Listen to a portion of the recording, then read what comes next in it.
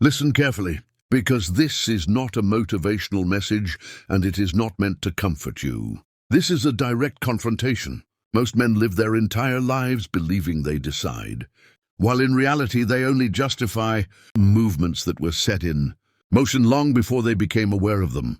You act, then you explain your action to yourself, and you call that explanation freedom. Nietzsche understood that the most dangerous form of control is not force, but consent you don't realize you gave. You are not ruled by chains, you are ruled by meanings, by values you did not create, by fears you did not choose, and by rewards that trained you long before you learned to question them. Ask yourself this without rushing to defend your answer. When you make a decision, is it because you truly want it, or because the alternative threatens your sense of belonging, your image, or your safety? Most choices are not acts of will, they are acts of avoidance. You avoid rejection, avoid isolation, avoid conflict, and you rename that avoidance reason. Nietzsche saw this clearly.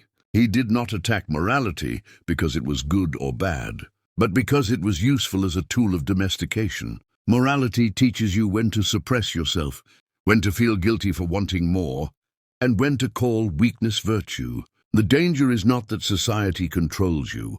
The danger is that you learn to control yourself on its behalf. There is a voice inside you that sounds like you. It feels natural, familiar, even rational, but that voice is not purely yours. It is the product of repetition, approval, punishment, and fear. Over time, no one needs to watch you anymore. You watch yourself. You censor yourself.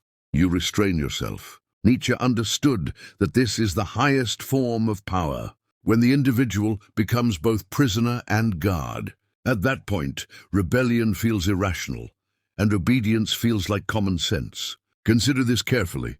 Why does the idea of being rejected disturb you more than the idea of living below your potential? Why does standing alone feel more dangerous than living small?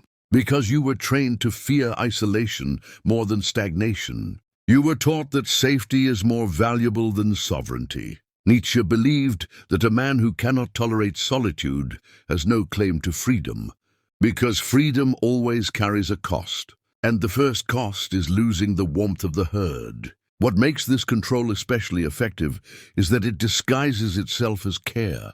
It speaks in the language of caution, balance, realism, and maturity. It tells you not to risk too much, not to stand out too sharply, not to challenge what everyone accepts. It promises comfort in exchange for restraint. But Nietzsche saw this comfort as decay. A man who abandons his highest possibility for peace has already surrendered. Even if his life looks stable from the outside, be honest with yourself. How many major decisions in your life were made because you were afraid, not because you were aligned? How often did you choose the safer path and later call it wisdom? Nietzsche was harsh because precision demands harshness. Awareness is not gentle. It removes excuses. Once you see the mechanism, you cannot unsee it. And that is the dangerous part. Not because it gives you instant power, but because it removes your ability to lie to yourself. This is why such awareness is resisted.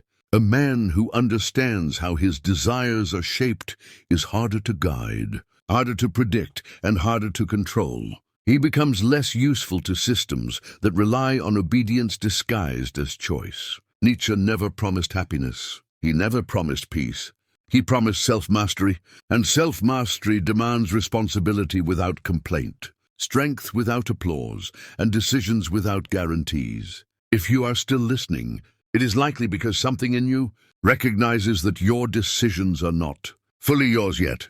That discomfort is not a weakness. It is the beginning of clarity. Remember this: the most dangerous man is not the angry one or the loud rebel, but the man who has reclaimed his right to choose. Because once a man truly owns his decisions, he can no longer be managed with illusions. In the end, the real question is not what you will choose tomorrow, but whether you are willing to pay the price for your choices to be truly yours. If you want to continue with this uncompromising perspective, subscribe. What comes next is not designed to calm you, but to expose what has been shaping you all along.